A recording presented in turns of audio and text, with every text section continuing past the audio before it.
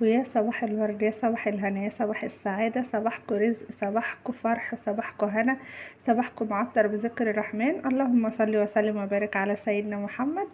تعالوا بقى يا حبايب قلبي، فيديو جديد، فيديو كله نشاط كده، فيديو بصوا شامل كل حاجة ما شاء الله، من فطار لغدا لترويق لكل حاجة. بس اتمنى من كل اخت بتشاهد فيديوهاتي تحطي لي لايك وتشتركي في القناة يا قمر، وترفعي لي الكومنتات كده بالصلاة على النبي. اللهم صل وسلم وبارك على سيدنا محمد. قمنا بقى من النوم كده، زي ما انتوا شايفين كده، ايه الجو حر خالص عندنا. عايزه اقول لكم يا بنات، قسما بالله السطح فوق طبعا انتوا عارفين عند الطيور منه ما فيش سقف ولا اي حاجه، تلاقي الشقه نار، عندي نار نار، حاجه كده ما اقولكش، فرن ولا نافع مروحه ولا نافع. انا عايزه اقولك ان انا بحط مروحتين ومع ذلك ما فيش اي حاجه نافعه مع الجو اللي احنا فيه ده. ربنا يرحمنا يا رب ويوسع علينا وعليكم، اللهم يا امين يا رب العالمين. تعالوا بقى ايه، قمت من النوم كده، يعني بصراحة احنا مش حابين نفطر خالص. طب هتاكلوا ايه يا ولاد؟ مش عايزين اي حاجة سريعة، عايزين اي حاجة ما يكونش فيها، يعني عايزين ياكلوا اي حاجة ساقعة، مش عايزين اي حاجة تتعمل على البوتاجاز. طب اعمل لكم، اجيب فول وطعمية والكلام اللي انتوا عارفينه ده؟ لا يا ماما مش عايزين، ملناش نفس وغير كده يعني. الطعمية عندنا اصلا مني، يعني بنوتي عندها قولون، معظمنا يعني عندنا قولون وكده، فاحنا بناكل الطعمية من هنا ما بنبقاش كويسين ولا احسن حاجة. طيب زي ما انتوا شايفين كده، رحت مطلعه طبعا عندي بيت بلدي، الحمد لله اللهم لك الحمد. شفتوا يا بنات الحاجه لما بتبقى في التلاجة بتنفع ازاي، واي حاجه اصلا في البيت اساسا تبقى موجوده عندك بتسد وقتها. طلعت بيضتين كده زي ما انتوا شايفين. هنا طبعا كان عندي مواعين ما اقولكوش برضك ما شاء الله من بالليل، طبعا في اليوم دهوت يعني انا كسلت، شوفوا يوم واحد بس كسلت اللي جرى. مواعين ما اقولكوش قد ايه، لا تكل ولا تمل بصراحة، قعدت اغسل فيها لغاية اما ايدي دي باشت وبقتش قادرة اقف بصراحة يعني. وكمية هدوم ما شاء الله، وانا عمالة اقول الطاقة السلبية اللي الواحد فيها والكسل والخمول والزهقان، وبص ما اقولكوش كله جاي مع بعض. لكن بقى تعالوا بقى اما نشجع بعض وننشط بعض كده. قومي يا ست الكل كسلانه مفرده زي حالاتي. بصوا انا حاسه ان انا يعني انا في ساونا، يعني والله العظيم في ساونا كده، مش عارفه لا نافع شبابيك ولا نافع تهويه، ولا انا عايزه بصوا اخد الاولاد كده ونطفش في حته يكون فيها هوا، او نروح نصيف، اي حد طالع مصيف ولا اي حاجه ياخدنا معاه نبصوا. زي ما انتوا شايفين كده، هدوم لا تقل ولا تمل، ملون بقى على ابيض على غامق على ده على ده. ومواعين ما اقولكوش، طبعا انا ما بعرفش اكل ولا احط اي حاجه في بطني الا لما بصوا اظبط الدنيا عندي زي ما انتوا شايفين كده. الدنيا متبهدله، ما فيش اي حاجه تخش في بطني. عامه اصلا احنا ما بنقوم من النوم ما بنكونش لنا نفس. خلاص، فبشوف بقى اللي ورايا ايه، ببدأ في الترويق عقبال ما نفكر هناكل ايه، عقبال ما اسأل ولادي هتاكلوا ايه برضو. نعمل مثلا بيض ولانشون وكده. قالوا لي لا. قلت طب اعمل لكم ايه بصراحه يعني، كانوا مزهقيني من ناحيه الاكل. قلت لهم بقول لكم ايه، ويبقى زهق في الفطار وزهق في الغدا، طب هنشوف هنعمل ايه لما نروق الشقه ونخليها زي القشطه كده. صلي على النبي يا ست الكل منك ليها كده. اللهم صل وسلم وبارك على سيدنا محمد. طبعا بدأت بالمواعين زي ما انتم شايفين كده. عايزه اقول لكم ان المطبخ عندي منه ضيق، انا نفسي اجيب تربو، نفسي احط تربو كده تحت الحوض، بس للاسف الحوض عندي زي ما انتم شايفين كده ضيق، وكمان واخد الانبوبه وواخد الخزان بتاع الفلتر، مش واخد، وواخد جركنين بتاع اللهم صل على سيدنا محمد ازاز الصابون والحاجات اللي انا بستخدمها. فانا امنيه حياتي اجيب تربو واحطه في المطبخ، بس للاسف مش لاقيه له مكان نهائي، لان طبعا انتوا زي ما انتوا شايفين كده البوتاجاز وجنبيه الحوض والمطبخ، مفيش اي حاجه تانية. فشوروا عليا بالله عليكم حبايبي اللي متابعيني كده، قولوا لي اجيبه احطه فين واجيبه قد ايه، لان انا برضو بشوف كذا نوع وكذا يعني كذا درج، وفي الكبير وفي الصغير، فبصراحة انا محتارة ومش عارفة، فانتوا ارائكم هتكون احسن مني الف مرة. وشوروا عليا برضو احطه فين. وبرضك نفسي اجيب الميكروويف، ومن ناحية تانية الاير فراير دي برضو دخلت دماغي من ايه بقى يا بنات، لاني لما باجي اقلي الزيت، عايزه اقولك ان نص ازازه الزيت ما بتكفيش في البطاطس. قليتين اتنين والاقي الازازه خلصت. فبرضك نفسي برضك اجيب الاير فراير لا اما الميكروويف. وفي نفس الوقت انا الرخامه بتاعه المطبخ زي ما انتم شايفين متر وعشرين، فيا دوبك بتاخد اللهم صل على سيدنا محمد الكتل. ولو انا هصور بقى بتاخد الحاجات اللي انا بصورها وكده، مش عارفه انا احطه فين بصراحه. وزي ما انتم شايفين كده المطبخ محندق وصغنن، يعني بصراحه الواحد نفسه يجدد فيه ويجيب شويه مشتريات، بس للاسف مش لاقيه لهم مكان. يعني في حاجات كتيره، ونفسي اقفل برضو تحت الحوض، اعمل ستاره كده، مش عارفه يعني اجيبها ازاي واعملها ازاي، لان زي ما انتم شايفين الحوض من ناحيه اليمين كده ما بغسل كده مفيش رخامه، حته فاضيه صغيره كده حوالي نص، يجي 20 سنتي كده او اقل من 20 سنتي، فمش هينفع اقفلها رخام برضو عشان خاطر ان المطبخ بفتحه هيطص فيها. خلاص والله الواحد يعني نفسه يجيب شويه حاجات كده. انا عايزه اقول لكم ان اختكم خليكم فاكرين ان انا قايله هنحوش من اول الشهر، فاحنا الشهر جه والحمد لله، وانا عماله احوش. ومش عارفه انتوا بتحوشوا ولا ايه، ولا لازم ان انا اجيب الحصاله واقول لكم واعملوا. عامه انا يعني انا كمرود، يعني اعوذ بالله من كلمه انا بحوش، يعني مش لازم حصاله، بس انا عشان والله العظيم اشجعكم كده، لان انا عارفه ان انتوا يعني ايديكم هتفضل رايحه جايه على الفلوس دي. اما بصراحه اختكم ما بتحطش ايدها على حاجه خالص. يعني بص بحط الفلوس دي في حته وانساها، بعتبرهم ان هم خلاص كده معيش فلوس، فبركنهم في حته كده ما بصي ما حدش يعرفها خالص. وكل شهر ايه يعني الحمد لله ولك الحمد بدبق مبلغ كده. فيعني حوشت مبلغ، نفسي يعني اجيب شويه حاجات، ونفسي برضك الواحد نفسه والله العظيم يجيب كل حاجه، بس واحده واحده كده وبالصبر هنجيب كل اللي نفسنا فيه. يعني الطمع وحش برضك يا بنات. انا عايزه اقول لكم نجيب الحاجات اللي هي الاولويه والحاجات المهمه. زي ايه؟ فانتوا شوروا عليا بقى. خلاص انا الناس اللي بتحبني وبتتابعني اعرف بقى ان هي بتحبني ولا بتتابعني منين، اما يكتبوا لي في الكومنتات الحاجات اللي انا ذكرتها. ذكرت الاير فراير، وذكرت الميكرويف، وذكرت التربو. خلاص التلاتة دول انا ذكرتهم. فبرضك اللي هتحبني تقول لي هاتي كذا وهاتي نوعه ايه وقد ايه، اذا كان التربو، اذا كان الاير فراير، اذا كان الميكرويف. خلاص هنعرف من الكومنتات. ربنا يا رب يخليكم ليا، والله العظيم بحبكم جدا جدا، وبحب اسمع كلامكم، بحب اقرا تعليقاتكم كلها بتحفزني كده وكلها نشاط. ربنا يا رب ما يحرمني منكم، دايما بتدعموني، وربنا يا رب يخليكم ويبارك فيكم ويخلي لكم اولادكم. انا ما بقتش اطول في المقدمه وبقيتش ادعي من سبب متابعه داخله تقول لي وانتي انت ايه، انت واقفه على باب جامع ولا واقفه في اشاره مرور؟ مش عارفه يا حبيبتي، انا يعني انا بعتبركم والله زي اخواتي، فبتكلم بعفويه معاكم. اللهم صل على سيدنا محمد. فطرتي ايه يا بنتي يا مرودي كده بقى يا قمرايه انت يا سكره؟ بص بقى هقولك، جبت علبه جبنه. خلاص علبه صغننه، لان برضك انا ماليش تقل في الجبن من ساعه الدايت، وبصراحه ما شاء الله كرهني في كل انواع الجبن، لان كنت بجيب جبنه فيتا لايت، فما شاء الله خلتني اكره كل انواع الجبن، ما بحبش الا الجبنه القديمه بس. وجبت ايه تاني؟ ضربت بيضتين زي ما انتم شايفين كده، حطيت على فلفل اسمر وملح، ولو انت عايزه تحطي شطه حطي. وعملته اللي هو الاومليت ده ماشي، ما بياخدش زيت برضك. وعملت السندوتشين كده، كل اللي عايز حاجه اديتها له مع شويه مخلل، الحمد لله فضل ونعمه من عند ربنا. وانا برضك عملت لي رغيف بيض كده حلو قوي الحمد لله.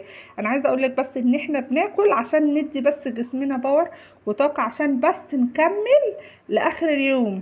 وانتوا عارفين بقى منهدة الاولاد، وانتوا عارفين الاوديون والحر والفرهده، فمش معقول هنفضل اليوم كله على لحم بطننا. كل اي حاجه لو لقمه بسيطه بس يا ستي، لو هتاكلي تفاحيه مع شويه عنب اي حاجه، المهم ايه يعني تفطري يعني عشان تعرفي تقفي على رجلك. خلاص عملت برضك شاي بلبن لبنتي، وانا عملت انا شاي. انا عاشقة الشاي، عاشقة الشاي، ودلوقتي بقيت مدمنة قهوة، بحاول اقلل منها والله العظيم. عاملة لنفسي نظام سيستم بمشي عليه. بعد كل وجبة كوباية شاي. طب كوباية القهوة دي امتى؟ ما بكون بالي رايق، موريش اي حاجة خالص، بيتي متروق، شقتي نظيفة، المطبخ زي الفل كده، اروح قايمة بقى معلقة على كوباية قهوة. وبرضك لازم يكون الاولاد نايمة، مينفعش اعمل قهوة وهم صاحيين لان بيشبطوا ومحسسني القهوة دي عصير فريش زي ما بقول لكم كده والله العظيم. زي ما انتم شايفين كده الحمد لله فطرنا، اتنشطنا، طبعا احنا كنا متنشطين اصلا قبل الفطار. الهدوم زي ما انتوا شايفين. طبعا هنا الحفاظات برضك ما كانتش نظيفه. بحب انا برضك الحفاظات دي كل اسبوع او اول ما احس ان هي اتوسخت بروح شايلاها حطها في قلب الغساله. هي الغساله دي حلوه بصراحه في الحفاظات، يعني ما اكدبش عليكم، وحلوه في الهدوم برضك، بس عايزه اهتمام وعايزه رعايه وعايزه انك تنظمي الهدوم. يعني ما تحطيش ده على ده كده، يعني زي ما بيقولوا ايه، فرحه جنب طول. لا، نظمي هدومك. وظبطي البراجرام بتاع الغسالة، وحطي المسحوق، اي مسحوق عندك مع شوية قرار، وتخلي الغسالة تلف لفتين كده عشان القرار ما ينزلش في قلب الهدوم. لا، خليها لفتين كده سريعة كده، وبعد كده ما تتملي حطي هدومك يا ست الكل هتطلع بصي عسل عسل. ما اقولكيش، انا عندي ولادي ما شاء الله اشقية، ما شاء الله بيناموا الساعة 10 بالليل يصحوا لي 9 الصبح. اول حاجه بيعملوها ينزلوا بقى يلعبوا قدام البيت. يعني احنا عندنا ما بيروحوش هنا ولا هنا، بيلعبوا مع صاحباتهم.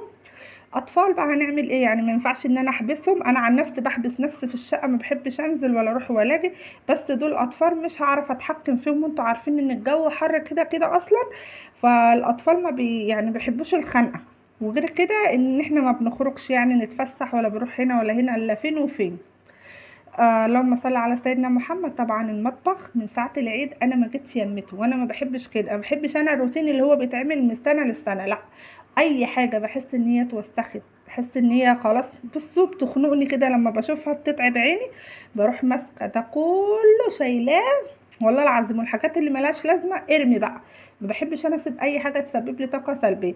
فانت برضو كده عندك هدوم قديمه تخلصي منها، عندك كمامه تخلصي منها، عندك ازاز تخلصي منها، اي حاجه ملهاش لازمه اتخلصي منها. عايزه اقولك ان الازاز البيبسي دي وازاز الميه خليها على جنب كده، مع كنزات، مع بلاستيكات، مع عظم بتاع اللحمه، مش عظم الفراخ، ها، العظم بتاع اللحمه ده كله حوشيه.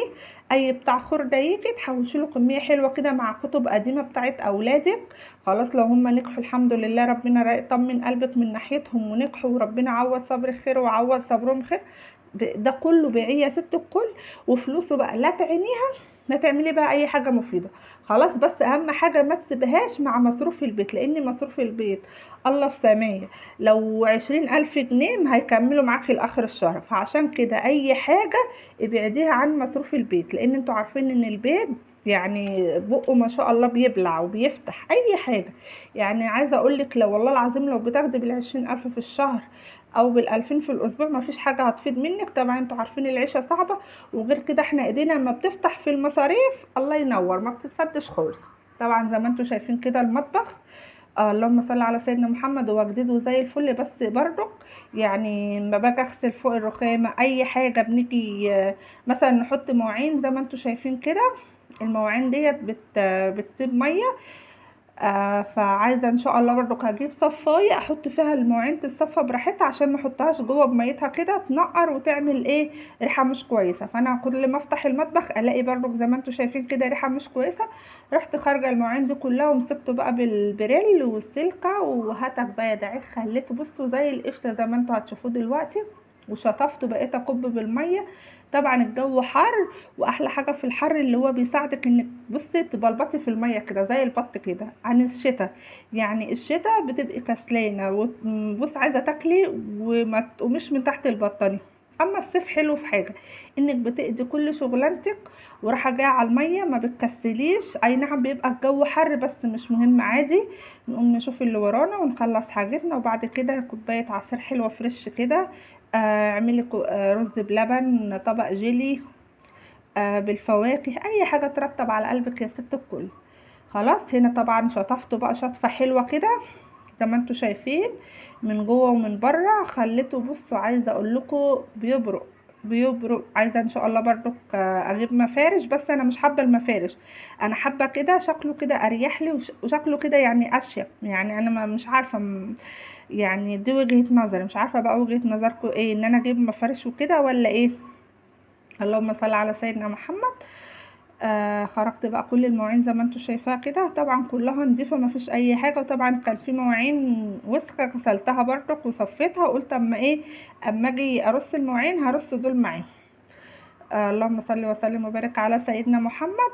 زي ما انتم شايفين كده الروتين بتاعنا من اول اليوم، وانا يعني ما شاء الله ما يغركوش الكام دقيقه اللي انا بصور فيهم، لا والله العظيم انا ساعات بفصل الكاميرا وارتاح شويه، اصلي فرض اذن علينا، مثلا ابني عايز حاجه بقدمها له، بنتي كده يعني، مكالمه تليفون تجيلي على فجاه، يعني انا زي اي حد خلاص. زي ما انتم شايفين كده بقى كل الحاجات اللي على المطبخ دي كلها هنمسكها بقى ايه، نرصها رصة حلوة كده، ويكون كده بقى ايه خلصنا المطبخ. بصوا بقى تحت المطبخ عامل ايه، ده مكان الانبوبة، الصدى بتاع الانبوبة مش عارفة بصراحة اعمل له ايه، يعني كل ما ادعكه بالسلكة وبالبريل برضو الصدى، هي الانابيب كده زي ما انتم شايفين لازم تسيب علامة، مش لاقيه لها حل بصراحه. جيت حاولت ان انا احط حاجه تحتيها، لقيت شكلها مش حلو خالص، الفرشه يعني لقيتها برضو بتتبل معايا، فمرضتش احطها تاني. هنعمل غدا حلو بقى بسيط مع بعض كده، طبعا الجو حر وملناش نفس ناكل طبيخ ولا رز وزهقنا، ومش حكايه زهقنا ما شاء الله، خلصنا على شكاره الرز، لسه هنجيب شكاره كمان بقى مع الحاجات اللي ناقصاني. فانا قلت ايه نمشي اليوم بتاعنا ده باي حاجه. طبعا طول اليوم احنا بنقضي وبنروق، عايزه اقولك ما تضغطيش نفسك، يعني مثلا لو انت بتغسلي بتروقي بتعملي اي حاجه، حاولي تعملي غدا بسيط، غدا سهل، عشان ايه ما تتورطيش يعني. انا هنا كان عندي بدنجان، قلت اما الحقه قبل ما يبوظ، شويته زي ما انتم شايفين كده، بحب اشويه كده اهو، بنحب نشويه كده اهوت.